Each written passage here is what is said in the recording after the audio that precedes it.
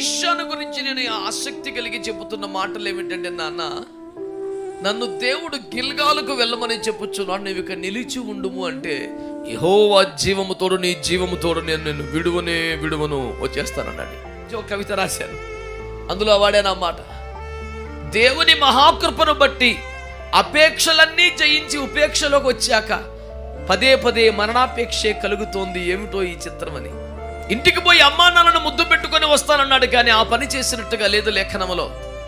ఇంటికి పోయి ఆ పశువులను, ఆ నాగలి దున్నుతున్న ఎడ్లను వధించి ఆ నాగటినే చీల్చి కూర వండి అందరికీ భోజనాలు పెట్టి వచ్చేసాడు. దాని అర్థమేమి?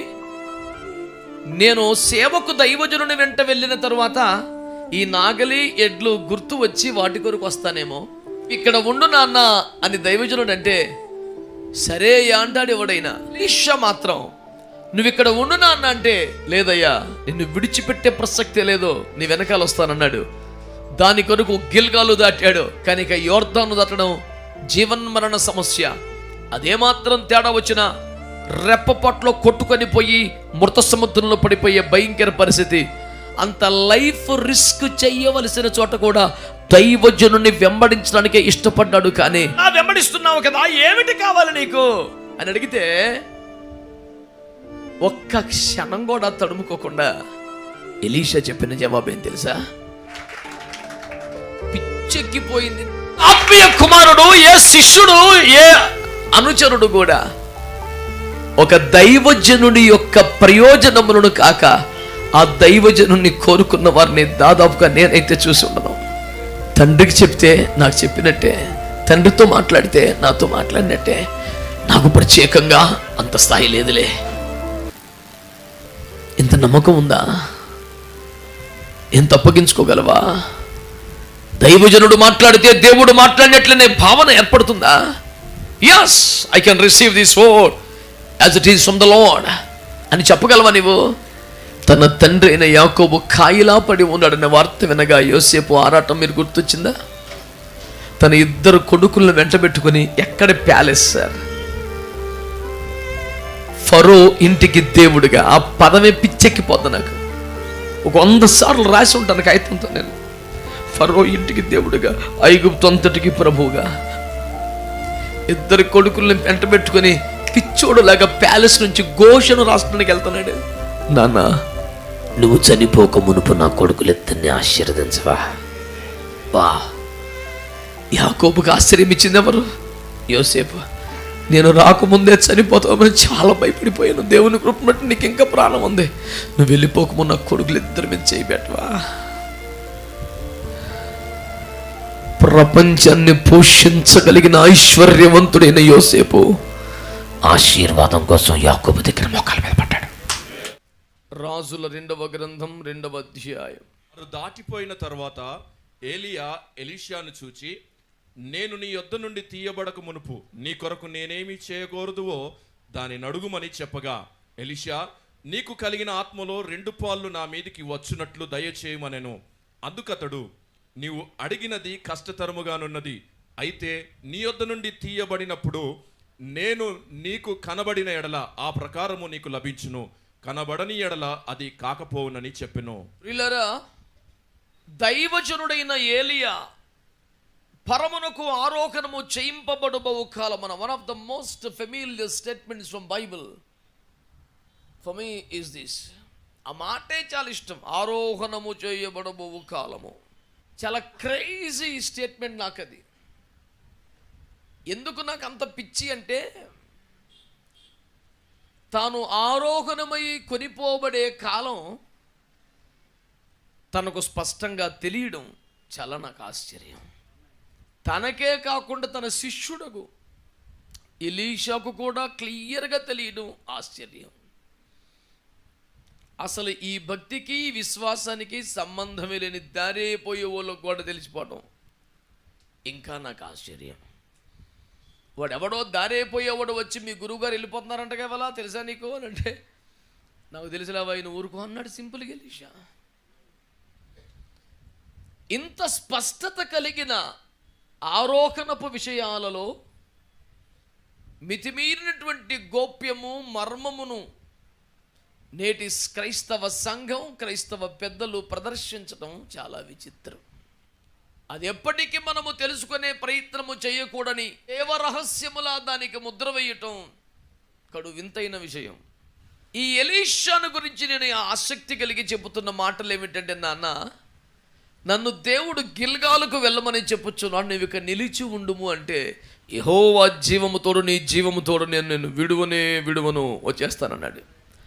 సరళే రమ్మని 4 అడుగులు వేసిన తర్వాత ప్రభు స్వరం మరలా ఏలియాతో మాట్లాడుతూ, నువ్వు బేతేలుకు వెళ్ళాలి కొడుకా అన్నాడు. మళ్ళీ బేతేలు వైపు టర్న్ తీసుకొని, నాన్న నన్ను దేవుడు బేతేలుకు వెళ్ళమంటున్నాడు, నువ్వు నిలిచి ఉండు అంటాడు. యెహోవా జీవముతో నీ జీవముతోడు నిన్ను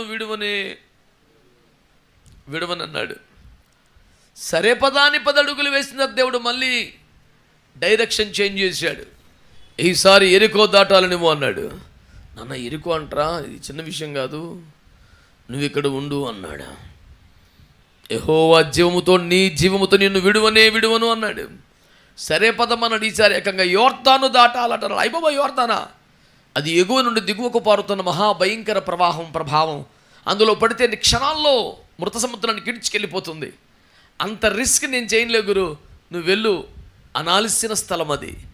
అక్కడ కూడా యోర్దానైనా నీ వెనకాల వస్తాను నేను ఆగనన్నాడు.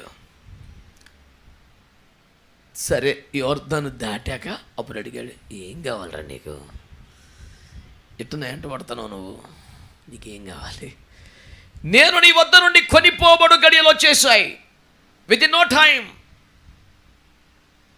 నేను వెళ్ళిపోతాను మహిమలోనికి. ఒకప్పుడు మరణాపేక్ష కలిగిన సేవకుణ్ణి, నాకు ఎదురైన పరిస్థితులు, అనుభవాల వలన నాకు ఇక ఏ అపేక్ష లేదు, మరణాపేక్షే. మొన్న ఈ మధ్య ఒక కవిత రాశాను, అందులో వాడాను అన్నమాట. దేవుని మహాకృపను బట్టి అపేక్షలన్నీ జయించి ఉపేక్షలోకి వచ్చాక పదే మరణాపేక్షే కలుగుతోంది, ఏమిటో ఈ చిత్రం అని. దేవుని ప్రియులారా,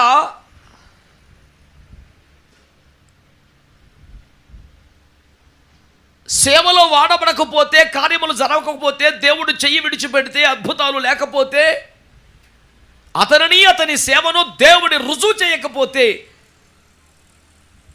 ఓటమిలతో జీవితం మునిగిపోయి అలవాటైపోతే, మరణాపేక్ష కలిగితే, లేదా జనం ఫాలోయింగ్ లేకపోతే ఆశ్చర్యం. కానీ అతడు ప్రార్థన చేస్తే ఆకాశాలు ముయ్యబడుతున్నాయి, తెరబడుతున్నాయి.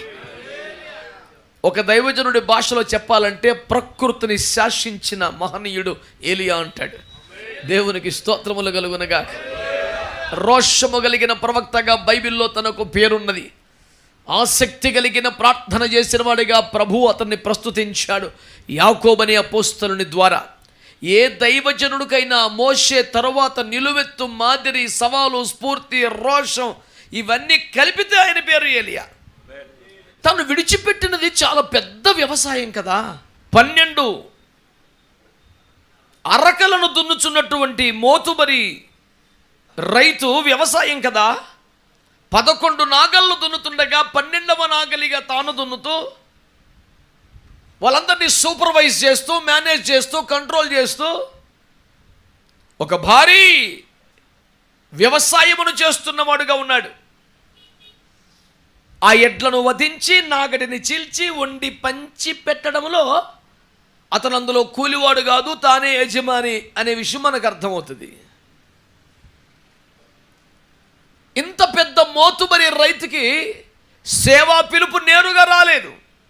దైవజనుడైన ఏలియాతో దేవుడు మాట్లాడాడు. ఏలియాబో ఎలీషా మీద దుప్పటి వేశాడు. అభిషక్తుని దుప్పటి మీద వేస్తే దాని అర్థం ఏమిటో గ్రహించగలిగిన ఆత్మీయ స్థితిలో ఎలీషా ఉన్నాడు.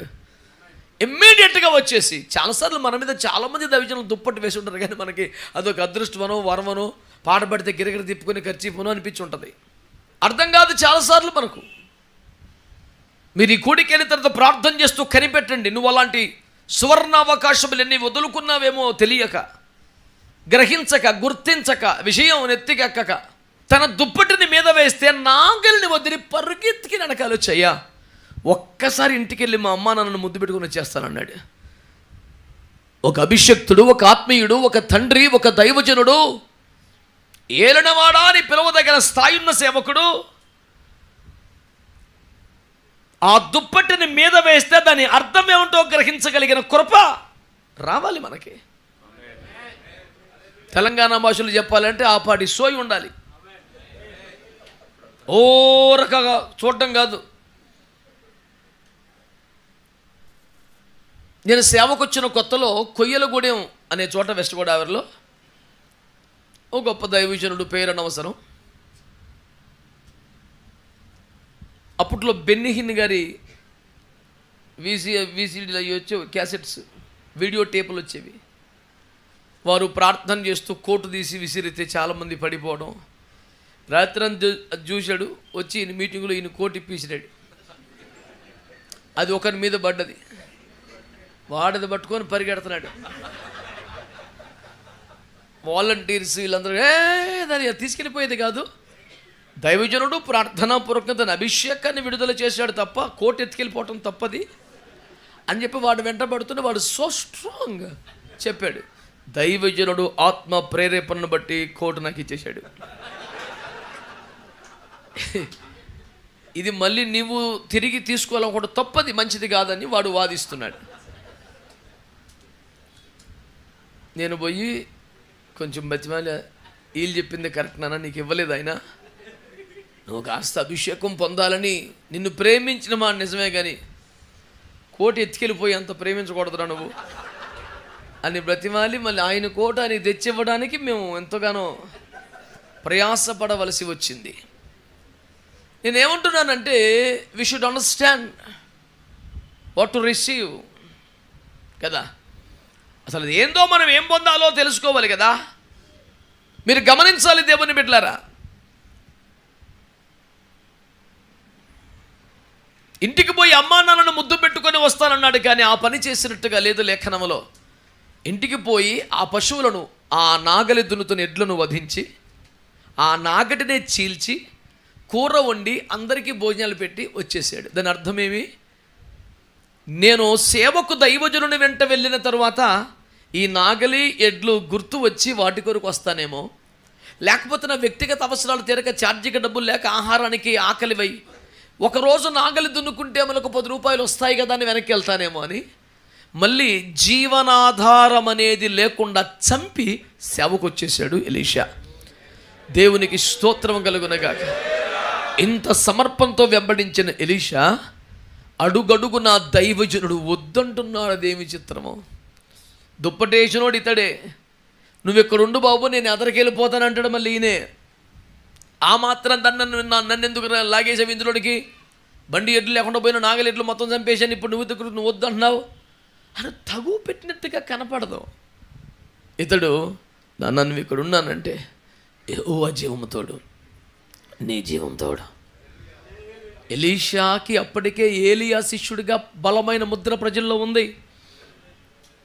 అప్పటికి చాలా కాలంగా తన మీద చేతులు నీళ్లు పోస్తూ పరిచర్యలు చేస్తున్నాడు. ప్రజలందరూ మీ గురువుగారు అని మాట్లాడే అంత సమాజంలో పరిచయాలు వచ్చాయి. ఏలియా తర్వాత నెక్స్ట్ ఎలీషా అనే ఫీలింగ్ ఆల్రెడీ ఉంది. ఈ లోపే కొన్నిసార్లు ఎలీషాను అక్కడక్కడికి పంపడం జరిగింది. ఇంత వ్యవహారమైన తరువాత నీవిక్కడ ఉండు నాన్న అని దైవజనుడు అంటే సరే అంటాడు ఎవడైనా, మీ ఇష్టమై గారు అంటారు ఎవరైనా, మీ చిత్తం అంటారు ఎవరైనా. ఒక ఆత్మీయ నాయకుడు ఎంత ప్రయాసపడుతున్నాడో అంతా నేను కూడా ప్రయాసపడాలని ఎవడనుకుంటాడు సార్? ఎంతో కొంత పడితే అదే అతను ఉపకారం చేసినట్టు కదా భావిస్తారు ప్రజలు ఎవరైనా. కానీ ఎలీషా మాత్రం నువ్వు ఇక్కడ ఉండు నాన్న అంటే లేదయ్యా, నిన్ను విడిచిపెట్టే ప్రసక్తే లేదో, నీ వెనకాల వస్తానన్నాడు. దాని కొరకు గిల్గాలు దాటాడు, దాని కొరకు బేతేలు దాటాడు, దాని కొరకు ఏరికో కూడా దాటాడు. కనుక యోర్దాను దాటడం జీవన్మరణ సమస్య. అదేమాత్రం తేడా వచ్చినా రెప్పపట్లో కొట్టుకొని పోయి మృత సముద్రంలో పడిపోయే భయంకర పరిస్థితి. అంత లైఫ్ రిస్క్ చేయవలసిన చోట కూడా దైవజనుని వెంబడించడానికే ఇష్టపడ్డాడు, కానీ ఒక్కసారి కూడా వెనకడుగు వేయలేదండి. మనలో మన మాట, మన బిడ్డలు, మన దగ్గర తర్ఫీదు పొందుతున్నవారు, శిష్యరికం చేస్తున్నవారు ఎలీషాలలాగా ఉండాలి అని మనం కోరుకోవటంలో తప్పు లేదు, అట్లా ప్రార్థన చేస్తే కూడా తప్పు లేదు. కానీ మనం మన తండ్రుల దగ్గర అలాగ ఉన్నామని ప్రశ్న రాకపోవటం అన్యాయం. మన తండ్రుల వద్ద, మన ఆత్మీయ నాయకుల వద్ద మన వైఖరి నిజంగా అట్లనే ఉండిందా? వద్దు అంటే కూడా వెంబడిస్తామా? ఇంక ఆయన వద్దు అన్నాడండి, మరి ఇంకా ఆయనకి ఏమి ఇబ్బంది ఉందో మరి ఇంతకెళ్ళండి. నా తిప్పలు నేను పడతాను. ఇప్పటికి 2 సార్లు అడిగాను, వద్దు అన్నాడు పద్దాక. ఇంకెందుకు పద్దాక వెనకాల వెళ్ళటం? రోగి కోరుకున్నది వైద్యులు ఇచ్చింది ఒకటే అయితే పండగే కదేక. ఇటు హాస్పిటల్కి వెళ్ళేటప్పుడు ఇంజెక్షన్ చేయకూడదు ప్రభా, ఇంజెక్షన్ చేయకూడదు ప్రభా, ట్యాబ్లెట్ ఇచ్చి పంపించాలి ప్రభా అని తెగ భారతం చేస్తాను. అక్కడికి వెళ్ళగానే డాక్టర్ అన్నాడంట, ఈ పాత్రకి ఇంజెక్షన్ ఎందుకురా, ట్యాబ్లెట్ చాలు అన్నాడంట. అక్కడికి ఎలా ఉంటుంది పండగ? వీడికి ఎప్పుడప్పుడు ఆగిపోతాం, ఎప్పటికప్పుడు సరిపెడతాం, నా తిప్పలు నేను పడతాం, నా టికాణాన్ని ఎట్టుకుంటాను, నా దుకాణం పెట్టుకుంటానని ఫీలింగే ఉంది వీడికి ఫస్ట్ నుంచి. దానికి తగ్గట్టు అవతల ఆ పెద్ద ఆయన ఏమన్నాడు, చాలే పద్దాక నాయకులు ఎందుకు చాలే అంటున్నాడు ఆయన. ఒక 2 ప్రశ్నలు అడుగుతాను, మంచిగా జవాబు చెప్పండి అయ్యలారా. మీరు మీ ఆత్మీయ తండ్రులను, ఆత్మీయ నాయకులను ఇష్టపడి వెంబడిస్తున్నారా? మీ మౌనమునకు జోహార్లు. 2వ ప్రశ్న, అసలు వెంబడించిన అలవాటు ఏమైనా ఉండిందా? ఇది కూడా గంభీరమైన శ్మశాన నిశ్శబ్దమే. అసలు భవిష్యత్ తరాలకి చెప్పుకోవడానికి ఒక ₹10 సాక్ష్యం అని ఉందా? నేను మా దైవజనుడిని, మా తండ్రిని కొంతకాలం వెంబడించానని చెప్పడానికి. దేవునికి స్తోత్రం. ఇక వెంబడించినది మీ ఇష్టముతో వెంబడించినదేనా? బలిమి చేత, పరిస్థితుల ప్రభావం వలన, స్వామి కార్యం స్వకార్యం చక్కగా జరుగుతున్నందున, భక్తి భుక్తి లభిస్తున్నందున, ఉపదేశము రొట్టె చేపలు కూడా కలిసి వచ్చుచున్నందున, కార్యములను చూచుచూ చేపలను తినుచు హాయిగా సాగే సౌలభ్యం ఇందులో ఉన్నందున సాగిన వ్యవహారమేనా?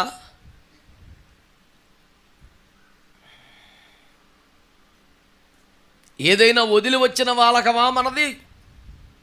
ఎవరైనా వదిలించుకుంటే వచ్చి పడ్డ వాలకమా మనది? ఈ ప్రశ్నలన్నింటికీ జెన్యూన్గా జవాబులు రావాలి సార్. నాకు చెప్పకపోయినా మీ మనస్సాక్షికైనా చెప్పుకోండి ఖచ్చితంగా.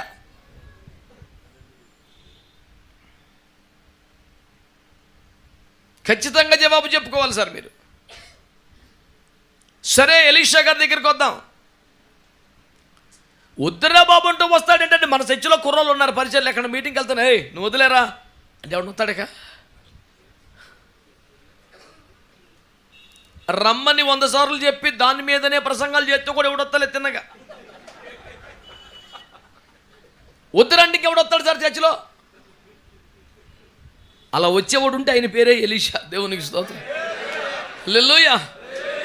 వద్దు నాన్న ఉండురా అని చెప్తే కూడా వస్తాడు. ఏమిటి సార్ ఇతడు? ఇంత అద్భుతమైన శిష్యుడు ఎక్కడ దొరుకుతాడు?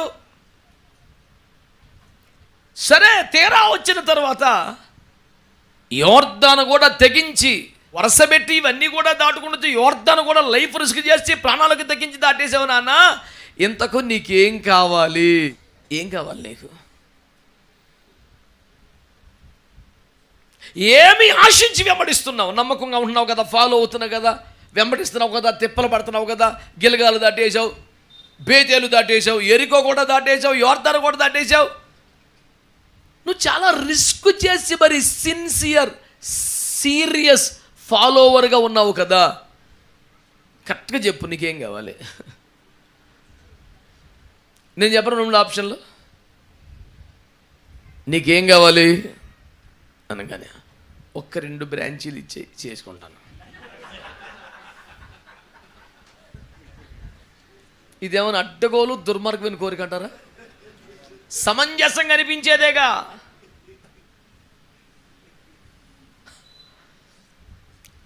లేకపోతే గారడీ సింహన్ అవుతారు. నేను నువ్వు నెత్తి మీద చేయి పెడితే ఆడికల్లా ఈ వరం వచ్చేసేలాగా ఏదో ఒకటి నాకు చెయ్యి. సహజం కదా. Without expectation nobody follows. What is your serious expectation?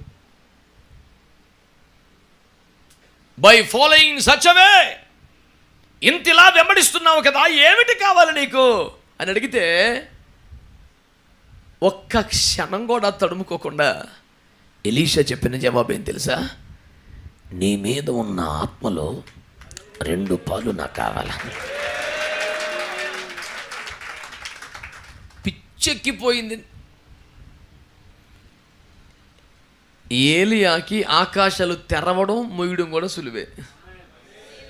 బాబు ఇప్పుడు ఏంట్రా బాబు, ఇప్పుడు వర్షం అంటే ఎలాగ అండవు? నేనే దైవజనునైతే అగ్ని ఆకాశం వచ్చును కాకని సింహగర్జన చేయగలిగిన సాయాన్ని. If I be a man of God, let the fire of God shall come down. అది ఆయన రేంజి. అదేం పెద్ద కష్టం కాదు ఆయనకి. కానీ ఇక్కడ అంటాడు, ఓరు బాబురే నువ్వు అడిగినది కష్టతరముగా ఉన్నది. నేను అంటాను, ఏలియానే ఉక్కిరి బిక్కిరి చేసేసిన ప్రార్థన చేశాడు ఎలీషా. నా బిడ్డలందరి దగ్గర అలాంటి ప్రార్థన వస్తుందని నేను ఎప్పుడు ఎదురు చూస్తుంటాను. చాలామంది బిడ్డల్ని ప్రభు పరిచర్లో బలపరుస్తూ ఉంటాం కదా, ఎవడైనా అలాంటి ఒక ప్రార్థన చేస్తాడేమో పులకించిపోదామని చూస్తాను నేను. అన్ని చిన్న చిన్న చిన్న చిన్న చిన్న సిల్లి కోరికలే. ఈ మాత్రం దానికి ఎందుకు నేను అంటాను, మా చర్చలో కూడా ఆదివారం ఒక్కోసారి విపరీతమైనటువంటి ఆవేశంతో మాట్లాడతాను. ఈ పాటి దానికోసం ఇన్ని సంఘాలు దాటి ఇక్కడ దాకా రాష్ట్రం ఎందుకు మీరు దారిలో బోల్డ్ సంఘాలు తెచ్చిన తగలబడ్డాడ. ఇంకా భౌతిక ప్రాపంచిక వస్తు సంబంధమైన ఆశీర్వాదాల కోసం అయితే ఇంత దూరం ఎందుకంటే రావడం. బోల్డ్ తెచ్చినాయిగా, ఛార్జీలు దండగ పెట్టుకుని వస్తున్నావు, పోతల పని చెప్తాను నేను. ఈ సోది పాయింట్లన్నీ తీసుకొచ్చి నా దగ్గరికి.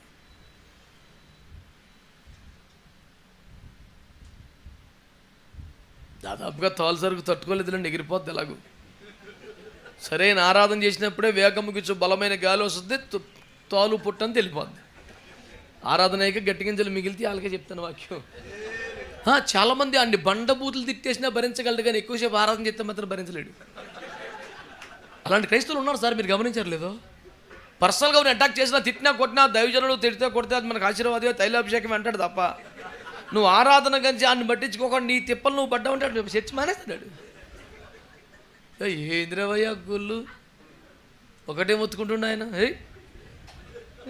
డీసెంట్గా ఉండాలి. ఈ డీసెంట్ వేలోని పరలోకం తీసుకెళ్తే క్షణం ఉన్నాడు. ఎందుకంటే పరలోకంలో ఉన్నదే ఆరాధన కదా, అది కూడా గడప కమ్ముల పునాదులు అద్దిరిపోయినట్టుగా ఉంటుంది. అది కూడా దూతల మట్టుకు చేస్తే ఇప్పుడు మనం కూడా కలిసి ఇంకెట్లా ఉంటుందో రేంజ్. దేవునికి స్తోత్రం కలుగును గాక. హల్లెలూయా. అసలు ఎట్లుంటుంది సార్ మనిషి? వీడికేమంత డీసెంట్గా ఉండాలి, ఎక్కడ స్టడీస్ అప్పుడు ఉండకూడదు. ఇలాంటి చూస్తాడికి జ్వరం వచ్చేస్తుంది, ఏం ఉండకూడదు. ఇంకా అలాగ అమాయకం ఇంకో తమ్ముడు పెట్టుకొని అంటాడు చూడకూడదు. అదొకటి ఉంటే చాలు ఆడి పేనానికి. క్రీస్తుపురం పాటలు 2 వచ్చాడికి ఇక అంతే. ఎందుకని అదే పాట పాడతాడు ఎప్పుడు? నూతన కార్యాలు లేవు అసలు ఆడికి. ఎందుకన్నా నా మాట 149, యెహోవా మన మధ్యలో నూతన కార్యములు ఆశ్చర్య కార్యములు చేసి ఉన్నాడు, ఆయన గురించి నూతన కీర్తన పాడుడే. దేవునికి స్తోత్రం చెప్పండి గట్టిగా. హల్లెలూయా. అసలు కార్యవిధానం ఉంటే గీతం అంటూ పుట్టిందిగా, ఏమీ లేదుగా.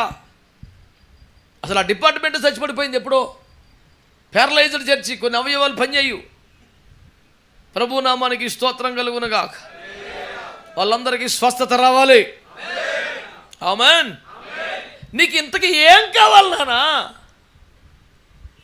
ఒక వరం కావాలా? ఒక సంఘం కావాలా? ఒక ప్రయోజనం కావాలా? ఒక పొజిషన్ కావాలా? నీ ఉండగానే నా తర్వాత ఈడే అని ఒక మాట చెప్పి చచ్చిపో, ప్రశాంతంగా ఉంటుంది నాకు. నువ్వు వెళ్ళిపోయిన కంచి మళ్ళీ వెళ్ళిపోతావు గులాట. ఎక్కడ కాంపిటీషన్ బీభత్సంగా ఉంది.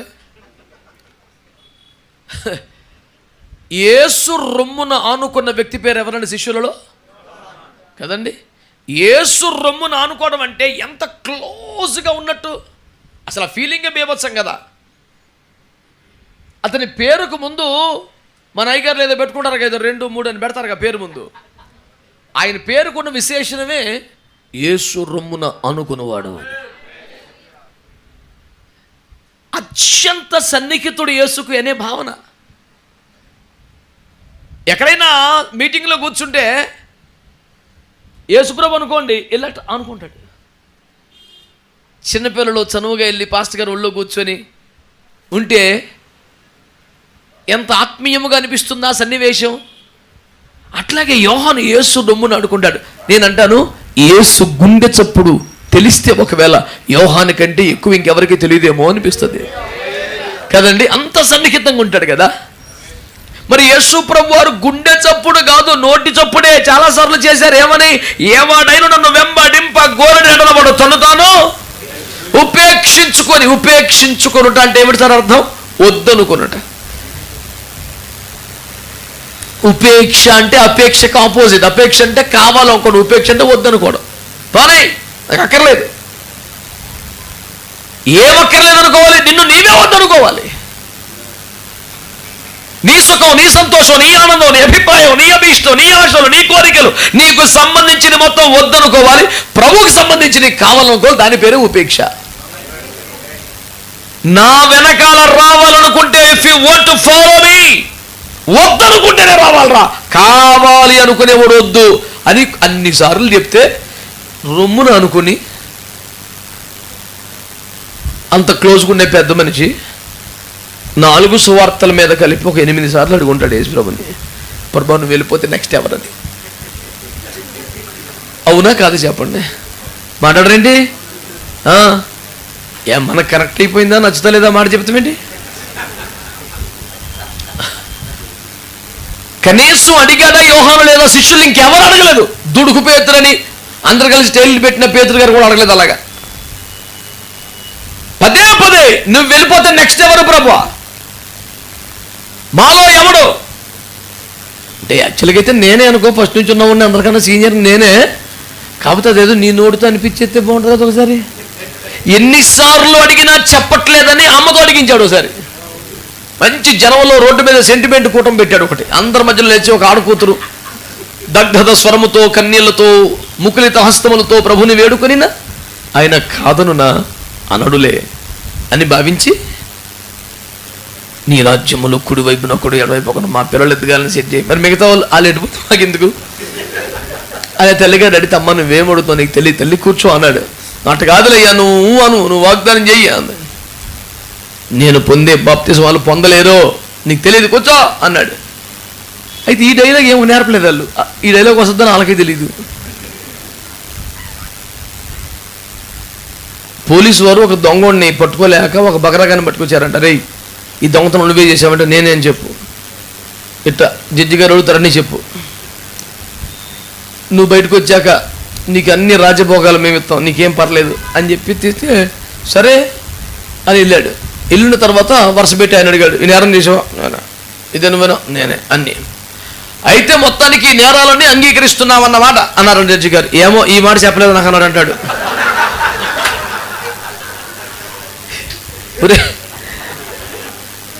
సేమ్ పొజిషన్ జబదీ కుమారుల తల్లిది. నేను పొందబో బాప్తిసం వారు పొందలేను, పొందితే ఒకవేళ చూడొచ్చు, అది చాలా కష్టం. అంటే ఇది ఒక బాప్తిసం ఉంటుందని, ఇంత రిస్క్ ఉంటుందని వీళ్ళకైతే వెళ్తా. అమ్మకి ఎప్పుడు చెప్పారు? పెద్దదే ఏంట్రా ఇదే అని చూసింది. చూస్తే టక్కమని యోహాను ఒక బెదరు లేచి పొందెదము. అసలు వీళ్ళని అడిగాడా పొందుతారా మీరని? మాట్లాడింది ఎవరితో? వాళ్ళ అమ్మతో. ఆన్సర్ ఎక్కడి నుంచి వస్తుంది? ప్రాంప్టింగ్ అనమాట. మనకు అర్థమైపోద్ది అక్కడ. అందరికన్నా ఎక్కువగా యేసు రొమ్మును ఆనుకునేది ఎవడు? యేసు గుండెకు బద్ద విరుద్ధమైన మాట మాట్లాడింది ఎవరు? ఎవడైనా నన్ను వెంబడింప కోరితే వద్దనుకుంటేనే రండి, కావాలి అనుకునేవాడు అసలు వద్దు అని క్లియర్గా చెబితే అదే మాట పదే ప్రస్తావించిన ఘనుడు యోహానని మీ దృష్టికి తెస్తున్నాను. ఇప్పుడు ఈ తతంగం అంతా ఎందుకంటే దగ్గరగా వెంబడించుచున్నవారు, గుండెను హత్తుకున్నవారు, ప్రపంచంలో ఆయనకి బాగా క్లోజ్ అంట అనుకునే వాళ్ళందరూ ఎందుకు వెంబడిస్తున్నారు?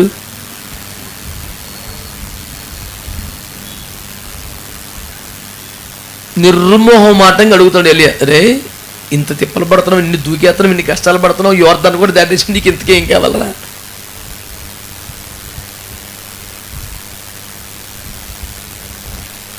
మీ ఆత్మీయ తండ్రులను, నాయకులను నమ్మకముగా వెంబడిస్తున్నటువంటి సహోదరి సహోదరులారా, మాకు ఆత్మీయ తండ్రిగా పెద్దగా మేము గౌరవిస్తున్న సేవకులను ఈ రీతిగా వెంబడించుచున్నామనే సాక్ష్యము కలిగిన వారులారా, నా ప్రశ్న ఏం కావాలి? నా వలన నీకేం కావాలో చెప్పు అని అడిగితే ఎలీషా గారి జవాబు ఏంటండి? నీ ఆత్మ. స్తోత్రం చెప్పండి ఒకసారి, చెప్పాలి గట్టిగా. ఆత్మ అనండి ఒకసారి. ఆత్మ అంటే ఏంటి సార్? ఆత్మ అంటే ఆత్మ అంటే ఏంటి అంటావేంటి? నేను చెప్తాను సింపుల్గా వినండి. బాప్తిస్మం ఇచ్చే యోహాను గురించి యేసుక్రీస్తు ప్రభు వారు ఏం పలికారండి? స్త్రీలు కొన్ని వారిలో యోహాను కంటే గొప్పవాడు పట్ల. ఓకే. ఏలియా గురించి మాట్లాడుతూ, నీవే యేసు అయితే ఒకవేళ నీవు రాకముందు ఏలియా వస్తాడని మలాకీలో చెప్పాడు కదా. నీకు ముందు ఏలియా రాలేదు కాబట్టి నువ్వు మెస్సయ్య అయ్యే అవకాశం లేదని వాళ్ళు అద్భుతమైనటువంటి లేఖనాల్లో దమ్మున్న మనుషులు కదండి, ₹1,00,00,000 పాయింట్ లెక్కొచ్చారు. You cannot be messiah, no way అన్నారు. ఎందుకని? నేను మెస్సయ్య కాదంటాక మీకున్న ఆధారం ఏంటంటే మలాకి 4 ప్రకారం తండ్రుల హృదయం పిల్లలు తిట్టుటకు నీతి సూర్యుడి రాకకు ముందు ఖచ్చితంగా ఏలియా మరలా వస్తాడని రాస్తుంది. ఏలియా రాలేదు కాబట్టి నువ్వు యేసువు కాదన్నాడు. ₹1,00,00,000 పాయింట్. అప్పుడు వెంటనే యేసు ప్రభు, మీకు సున్నతి గల హృదయం ఉంటే, మీకు వినుటకు చెవులు ఉంటే రాబోవు ఏలియా ఇతడే అని యోహాను చూపించాడు. అదేంటి యోహాను చచ్చిపోయి ఏలియా చచ్చిపోయి యోహానుగా పుట్టాడా? అతడెవరు? తిష్బీయుడు. ఇతడెవరు? జకర్యా ఎలీజబెతుల కుమారుడు. అతనికి ఇతని సంబంధం ఏంటంటే ఏలియా ఎలాగవుతాడు? ఇతడు మా పాస్టర్ గారు జకర్యా గారు అబ్బాయి, ఎలీజబెతు కుమారుడు. హీ కెనాట్ బి ఏలియా అని గోల పెడితే యేసు ప్రభు వారు కొన్ని ₹1,00,00,000 ఎక్స్ప్లెనేషన్ ఇచ్చారు. ఏలియా ఆత్మయు శక్తియు కలిగిన వాడు గనుక ఇతడే ఏలియా అన్నాడా లేదా? అది నేను చెప్పిన మాట బైబిల్లో ఉందంటారా? అంటే ఇప్పుడు ఏలియా ఆత్మ కలిగిన వాడు కనుక ఇతడే. మాట్లాడరే, నా పదం మర్చిపోయి ఆగలేదు, మీరు చెప్తారని కదా ఆగుతాం. నాకు అది గుర్తురాక ఇప్పుడు పొరపాడైపోయి కాదు. మరి అలా సీరియస్గా సైలెంట్ అయిపోతే ఎలా ఉంటుందండి కోటం? భలే మీరు ఇవాళ కూడా ఫెయిల్ అయిపోయేలా ఉన్నాను నేను. స్తోత్రం. ఇది ఇంతమందికి కలిసినట్టు పాస్ చేయలేకపోతున్నారు. దేవునికి స్తోత్రం. హల్లెలూయా. స్టీఫెన్ అయితే నేను ఫెయిల్ అవ్వాలని కోరుకుంటాను అనుకో ఎలాగైనా. దేవునికి స్తోత్రం.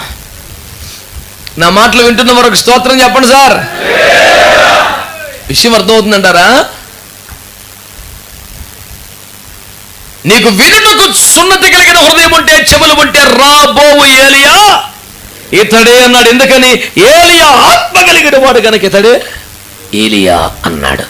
ఇప్పుడు పట్టుకో పాయింట్ ₹1,00,00,000. ఏలియా ఆత్మ అంటే ఏలియానే. అర్థమైందా? ఇది వ్యాఖ్యానం బై జెఫన్యా కాదు, యేసు ప్రభు. ఇతడే ఏలియా. ఎందుకు అవుతాడు ఏలియా అంటే ఏలియా ఆత్మయు శక్తి కలిగినవాడు కనుక ఇతడే ఏలియా అన్నాడు. యేసు ప్రభు వారి స్వయం ప్రవచిత వ్యాఖ్యానం ప్రకారం ఆత్మే ఆ వ్యక్తి అని అర్థం అవుతుంది. బెలీష్ ఏం కోరుకుంటున్నాడు? నీ ఆత్మ కావాలి అంటే నేరుగా ఒక్క మొక్క చెప్పాలంటే నువ్వు కావాలి. కొట్టో గట్టిగా. దేవునికి స్తోత్రం కలుగునగాక. ఏ ఆత్మీయ కుమారుడు, ఏ శిష్యుడు, ఏ అనుచరుడు కూడా ఒక దైవజనుడి యొక్క ప్రయోజనములను కాక ఆ దైవజనుడిని కోరుకున్న వారిని దాదాపుగా నేనైతే చూసి ఉండను. నేనైతే చూడలేదు. చాలా అరుదుగా, బహు అరుదుగా ఉంటారు. అయ్యా నువ్వు ఒక వరం ఇవ్వాలనో, నువ్వు ఒక బ్రాంచ్ ఇవ్వాలనో, ఇన్నాళ్ళు వెనకాల తిరిగి కుదరా ఈ కారు వాడుకోరా అంటావనో, దానికోసం కాదయ్యా. నేను గిల్గాలు దాటినా, బేతేలు దాటినా, ఎరుకోను దాటినా, చివరికి యోర్దానే దాటి ప్రాణాలకు తెగించే అవతలకు వచ్చినా నాకు నువ్వంటే ఇష్టం, నీవంటే ప్రేమ, నీవంటే కృతజ్ఞత, నీవంటే అభిమానం. నాకు నువ్వు కావాలి కానీ నీ వల్ల ఏదో ఒక ప్రయోజనం కాదయ్యా. ఆస్తులన్నీ కొడుకు పేరుని పెట్టిన తర్వాత కూడా చిల్లి గవ్వ తన చేతిలో ఉంచుకోకుండా కొడుకు దయా దాక్షిణ్యాల మీద వైద్యానికి ఆధారపడిపోయి అంతా కొడుకు రాసేసిన తండ్రి కూడా చచ్చిపోతున్న దశలో కొడుకు విలువెల్లాడిపోతాడు. వాడు దేవుని యందు విశ్వాసం ఉన్నవాడితే మన అన్న బతికించు బాబు అని ఏడుస్తాడు. ఆడికి ఏమాత్రం అవకాశం ఉంటే ఉత్తమ వైద్యం అందించడానికి ఇష్టపడతాడు. ఆస్తులు ఎప్పుడూ రాసేసాడుగా, అకౌంట్ని నీ పేరుని పెట్టేశాడుగా.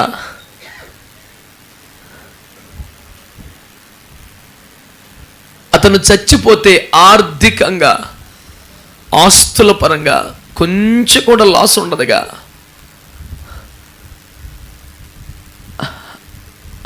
ఆ కొడుక్కి నాన్న కావాలంతే, ఇంకేం అక్కర్లేదు. మా నాన్న కావాలి. అనేక సంవత్సరాలుగా బలహీనరాలు ఉన్న ఒక తల్లిగారు ఉదయం సంఘంలో చనిపోయారు. అత్యంత బలహీనంగా. అలాంటి బాడీని రేపు ఉదయం దాకా ఉంచడం ఏమాత్రం కరెక్ట్ కాదని వైద్యులు, సంఘము అందరూ చాలా ఈ పూటే చేసేయమని ఒత్తిడిగా మాట్లాడుతున్నారు. పిల్లలు పొద్దున్న టికెట్లు చూసి అన్నోళ్ళు కూడా, అన్న 8 గంటల ఫ్లైట్ టికెట్లు ఉన్నాయి, మీరు వెళ్ళాలనుకుంటే వెళ్ళిపోవచ్చు. వాళ్ళని బతిమలాడి నానా తిప్పలు పడి రేపు పొద్దున్న చేద్దాం అని పాస్టమని తన ఆరోగ్యం ఏమాత్రం కూడా అన్ని గంటలు కూర్చునేది కాదు, అలాంటి చోటకి వెళ్ళకూడని ఆరోగ్యం. ఆయన ఉదయం నుంచి తన కంప్లీట్గా అక్కడే కూర్చునే పరిస్థితి. సంఘమంతా ఈ దినమంతా మోర్ దాన్ 28-29 అవర్స్ వెయిట్ చేయాలి. ఏం కావాలి?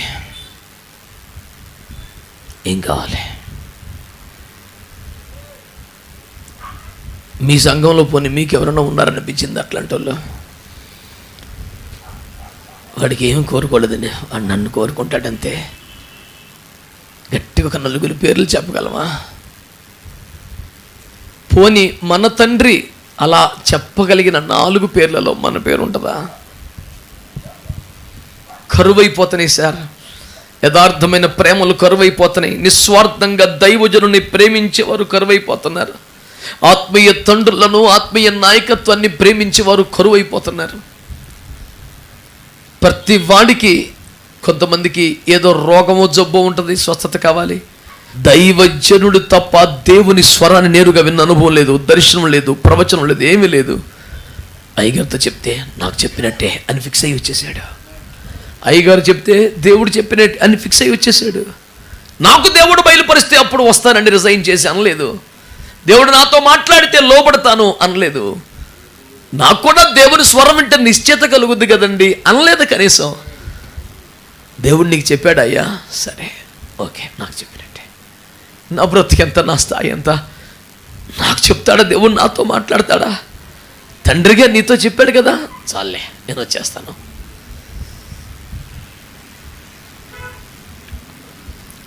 తండ్రికి చెప్తే నాకు చెప్పినట్టే, తండ్రితో మాట్లాడితే నాతో మాట్లాడినట్టే. నాకు ప్రత్యేకంగా అంత స్థాయి లేదులే. ఇంత నమ్మకం ఉందా? ఎంత అప్పగించుకోగలవా?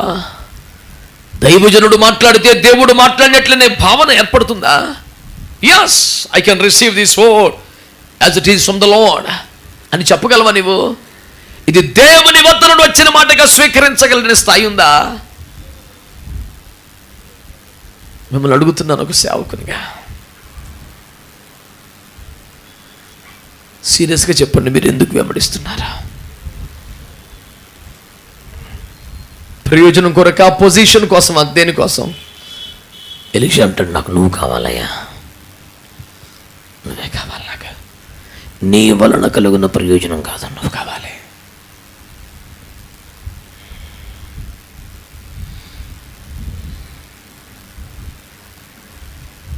ఓ తండ్రిపై కుమారుడు చూపించే అవాజ్యమైన ప్రేమ తప్ప, తండ్రినే తప్ప, తండ్రి వలన కలుగుతున్న వాటిని కోరుకొనని నిస్వార్థమైన ప్రేమ తప్ప ఇంకేమీ కనపడలేదు. నేనంటాను, ఈ దినములలో కూడా ఎలీషా వంటి కుమారులు కావాలి, లేవాలి అని నేను అంటాను. ఇది మనం ప్రార్థించే అంశం కాదంటారా? వెళ్ళిపోతున్నటువంటి తండ్రులు అలాంటి ప్రేమగల కుమారులను చూసి తృప్తిగా వెళ్ళిపోవాలి అని కోరుకోవడం తప్పంటారా? నేను గతంలో ఒకసారి చెప్పాను, మళ్ళీ చెప్తున్నాను ఇప్పుడు మీకోసం. తన తండ్రి అయిన యాకోబు కాయిలా పడి ఉన్నాడనే వార్త వినగా యోసేపు ఆరాటం మీరు గుర్తొచ్చిందా? తన 2 కొడుకులను వెంటబెట్టుకుని ఎక్కడ ప్యాలెస్ సార్, ఫరో ఇంటికి దేవుడిగా. ఆ పదమే పిచ్చెక్కిపోద్ది నాకు. ఒక 100 సార్లు రాసి ఉంటాను కాగితంతో నేను. ఫరో ఇంటికి దేవుడిగా, ఐగుప్తు అంతటికి ప్రభువుగా. ఫరో ఇంటికి దేవుడిగా, ఐగుప్తు అంతటికి ప్రభువుగా దేవుడు యోసేపు నియమించాడు. పిచ్చెక్కిపోద్ది రాస్తూ ఉండగానే, ధైర్యం సరిపోదు నాకు. బాబు ఏంటి మాటలు? ఫరో ఇంటికి దేవుడు, ఐగుప్తు అంతటికి ప్రభువు. What a position! ఆ స్థితిలో ఉంటే యాకోబు కాయిలా పడి ఉన్నాడని తెలిస్తే రథం ఇచ్చి స్టాఫ్ని ఇచ్చి నాన్నగారిని తీసుకొచ్చి నన్ను తీసుకురారా? ఫరో అడ్డు చెప్తాడా అండి? 2 కొడుకుల్ని వెంటబెట్టుకొని పిచ్చోడులాగా ప్యాలెస్ నుంచి గోషెను రాష్ట్రానికి వెళ్తున్నాడు. గోషెను ప్రాంతానికి వెళ్ళాడు. నేను నమ్ముతాను అత్యధిక జనసమ్మర్ధత కలిగినటువంటి ఆ గోషెను ప్రాంతం ఇరుకు వీధుల్లోనికి యోసేపు రథం పట్టి ఉండదు. ఏదో ఒక మెయిన్ పాయింట్లో ఆపి కొడుకులిద్దరిని పట్టుకొని వీధుల్లో పరిగెడుతున్నాడు. నేను అంటాను, గోషెను రాష్ట్రం భయముతో వణికిపోయి ఉండొచ్చు. ఎందుకంటే ఐగుప్తు ప్రభువు తమ వీధుల్లో పరుగులెడుతున్నాడు. మోడీ గారి 2 పిల్లలు పట్టుకొని ఇట్లా రోడ్డు మీద పరిగెడుతుంటే మనకి ఎట్లా ఉంటుంది సార్? అంతకన్నా పవర్ఫుల్ కదా యోసేపు ఆ రోజుల్లో. ప్రపంచానికి అన్నం పెడుతున్నాడు కదా. వీధుల్లో పరిగెడుతుంటే అందరు నిశ్చేష్లు చూస్తారు. చివరికి ఒక గుడిసెలో యాకోబు ఉన్నాడు. కొడుకులిద్దరిని తీసుకెళ్ళాడు. రాజు అయిన యోసేపు యాకోబు మంచం దగ్గర మోకాల మీద పడ్డాడు. నాకు అర్థం కాని విషయం అన్నది. అబ్బా, దగ్గరికి వెళ్తాడు. శక్తి అంతా కూడా తీసుకుని యాకోబు లేచి కూర్చున్నాడట. సాష్టాంగపడిపోతున్నాడు. కొడుకులిద్దరిని ఆయన దగ్గర పెట్టాడు. నాన్న, నువ్వు చనిపోక మునుపు నా కొడుకులిద్దరిని ఆశీర్వదించవా? వా! యాకోబుకి ఆశ్చర్యం ఇచ్చింది ఎవరు? యోసేపు. యాకోబును పోషిస్తుంది ఎవరు? యోసేపు. యాకోబు ఆ వృద్ధాప్యములో నెమ్మది పొందటానికి కారణం ఎవరు? యోసేపు.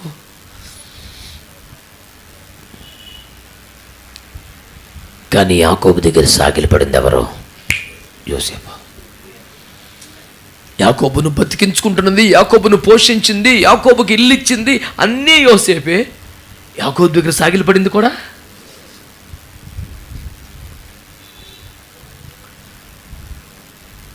నాన్న, నువ్వు చనిపోక మునుపు నా కొడుకులిద్దరిని దీవించవా? నేను రాకముందే చనిపోతామని చాలా భయపడిపోయాను. దేవుని కృప బట్టి నీకు ఇంకా ప్రాణం ఉంది. నువ్వు వెళ్ళిపోకముందు నా కొడుకులిద్దరి మీద చేయబెట్టవా? ప్రపంచాన్ని పోషించగలిగిన ఐశ్వర్యవంతుడైన యోసేపు ఆశీర్వాదం కోసం యాకోబు దగ్గర మోకాల మీద పడ్డాడు. That is the position of a spiritual father.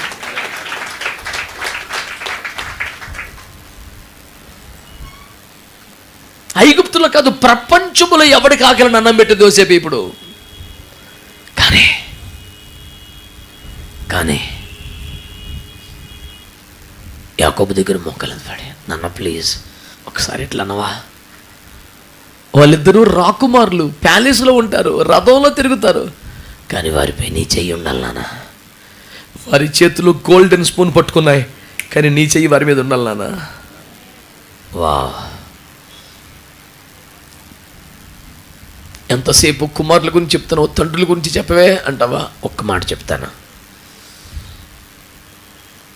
నాన్నగారి కుడి చేతి కిందకి పెద్ద కొడుకు వచ్చేలాగా, ఎడమ చేతి కిందకి చిన్న కొడుకు వచ్చేలాగా ఇద్దరిని సెట్ చేశాడు. నాన్న ఇప్పుడు వారిని ఆశీర్వదించిందంటే, నాన్న ఈ చెయ్యి ఇటు, ఈ చెయ్యి ఇటు పెట్టాడు. ఎఫ్రాయి మీద చిన్న కొడుకు మీద కుడి చేయి పెట్టాడు. పెద్దోడు మీద నాన్న నాన్న నాన్న అది కాదు అది కాదు అది కాదు, వీడే పెద్దోడు వీడు.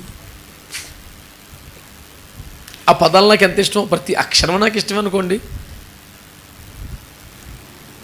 నాన్న వీడి పెద్దోడు, నాన్న వీడి చిన్నోడు, నాన్న కుడి చేయి ఇటు నాన్న అంటే చూపు తగ్గిపోయింది, స్పర్శ తగ్గిపోయింది, పెద్ద వయసులో ఉన్నారు, చివరి దశలో ఉన్నారు. అప్పుడు యాకోబు స్వరం ఏమని తెలుసా అండి? నా కుమారుడా, అది నాకు తెలియను. ఆయన అంటారు ఆత్మీయ తండ్రి అని. స్తోత్రం చెప్పండి. That is the range of the father. ఆత్మలో ఆ ప్రత్యక్షత కలిగిన వాడు. నెక్స్ట్ జనరేషన్లో దేవుడు ఎవరిని వాడుకున్నాడో, ఎవరి మీద దేవుని హస్తం ఉన్నదో చూడగలిగిన వాడు. వీడి వయసులో పెద్దోడు, వీడి వయసులో చిన్నాడు, వీడు కుడి వైపున్నాడు, ఎడం వైపున్నాడు, వీడు ఎదురుకుండా ఉన్నాడు. చిచ్చి ఇటు తెగమక చేసేసినా సరే సూపంత లేదు, కానీ ఆత్మలో కనపడుతుంది క్లియర్గా. ఇటు పెట్టాడు. ఎఫ్రాయిం మీద దేవుని హస్తాన్ని చూశాడు. ఎఫ్రాయిం పట్ల దేవుని సంకల్పాన్ని చూశాడు. ఆత్మీయ తండ్రులు అంటే వయసును బట్టి ఏదో సువార్త చెప్పేసినందుకే కాదు, పిల్లలలో ఎవరి మీద దేవుని ఆత్మ ఉంది, ఎవరి మీద దేవుని అభిషేకం ఉంది, ఎవరి మీద దేవుని కరుణా హస్తం ఉంది, నెక్స్ట్ జనరేషన్ కొరకు లీడర్గా ఎవరిని రైస్ చేయాలనుకున్నాడో వారి మీద దేవుని హస్తమును గమనించి, దేవుని హస్తము వారి మీద ఉన్నందున తను హృదయపూర్వకంగా వారిని దీవించగలగాలి. అది తండ్రి అంటే. నా కుమారుడా, అది నాకు తెలియను అన్నమాట నాకు చాలా ఇష్టం. ఎవడు పెద్దోడో ఎవడు చిన్నోడో కూడా తెలియదు, ఏది తూర్పో ఏది పడమరో కూడా తెలియదు. అసలు చూడటం అదే ఫస్ట్. కానీ ఎవడి మీద దేవుని హస్తం ఉందో తెలుసు. గమనించడం అంటే అయ్యగారికి 2 జోబులు, నేను 2 జోబులు పెట్టుకుంటాను. అయ్యగారు సొక్క ఇక్కడ మనిషి, నేను మడత పెడతాను. అయ్యగారు మంచిది కొట్టుకున్నాడు, నేను కొట్టుకుంటాను. అయ్యగారు అసలు ఆ మైకి వాడు, నేను అదే మైకి వాడతాను. మైకి అదే మేటర్ రావద్దేంటి?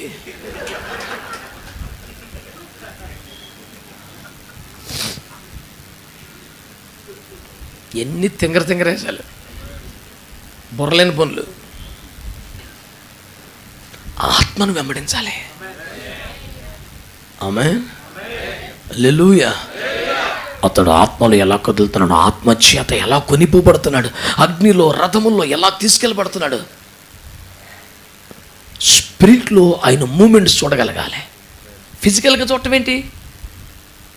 ఆత్మలో అతని కదలికలు చూడాలి. అతడు ఎలాగో నింపబడుతున్నాడు, ఎలాగో పరవశుడవుతున్నాడు, ఎలాగో నడిపించబడుతున్నాడు, ఇదంతా తేటగా చూడాలి. చూస్తే నువ్వు అవుతావు. అంచేత